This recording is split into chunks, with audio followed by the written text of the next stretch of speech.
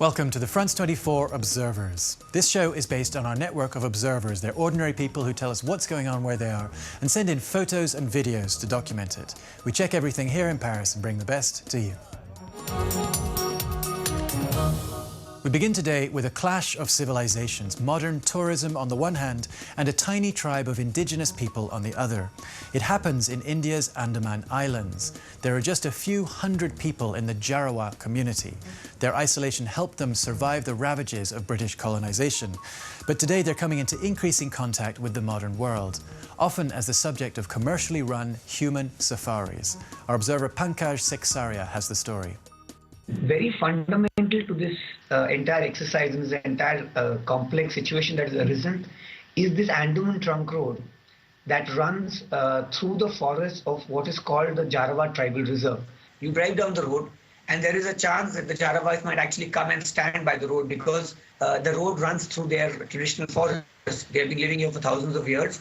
So they come and stand by the road, and then in a sense they become a spectacle. People want to see them. And then there have been cases in the past of people throwing food at them, people stopping vehicles, getting them to dance. And all these things, like I've said, have happened in the past. Dance. Dance karo. Karo na. Direct karo. Dance karo, dance.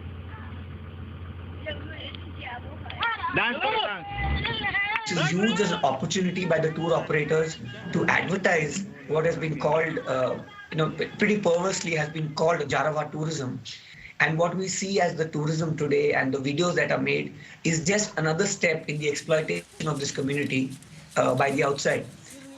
What is extremely shocking is that almost a decade ago, that is in 2002, the Supreme Court of India actually has issued an order asking for the closure of this road in those parts that it runs runs through the Jarawa Tribal Reserve. It has been happening for many, many years now. And it has been protested, it has been opposed, but it just goes on. The local authorities have announced an investigation into the video. The damage is not only cultural. Contact with outsiders can expose the Jarawa to dangerous diseases. Our next stop is Hong Kong. It's been 15 years since the former British colony was handed back to China.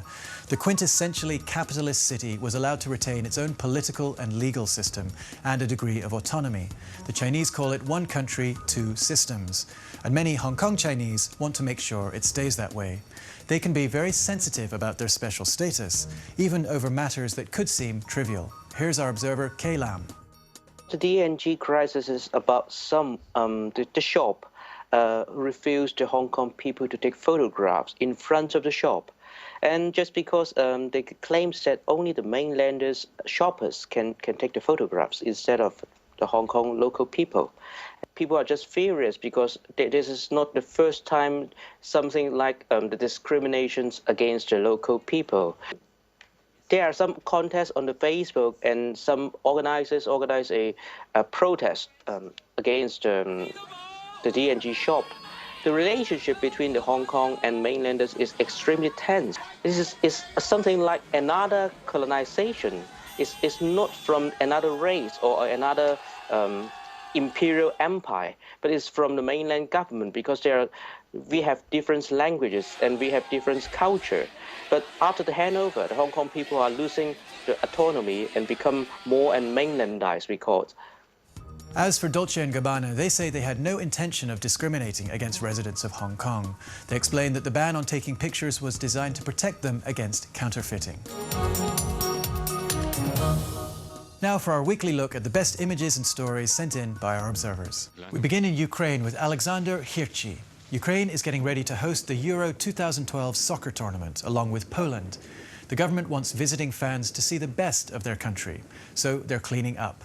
Part of that is getting rid of stray dogs. They started out by simply killing them en masse, but that didn't go down well with animal rights activists like Alexander. They started a campaign, and the government finally agreed to use more humane methods. But it's not happening, Alexander says. Dogs roaming the streets are still being killed, and their bodies showing up in the country's garbage dumps. We end with a video sent in by one of our observers in Syria, Ammar. For more than 10 months now, Syrians have been taking to the streets to demand the resignation of President Bashar al-Assad. They've been met with deadly repression. In hotspots like the city of Douma, It's a day-to-day reality that children too have been living with. Amar tells us the children in his city support their parents and copy them. He shot this video one day after school got out, with the same chants, slogans and speeches. When he asked one of the children to define freedom, he said, living with dignity and not being killed.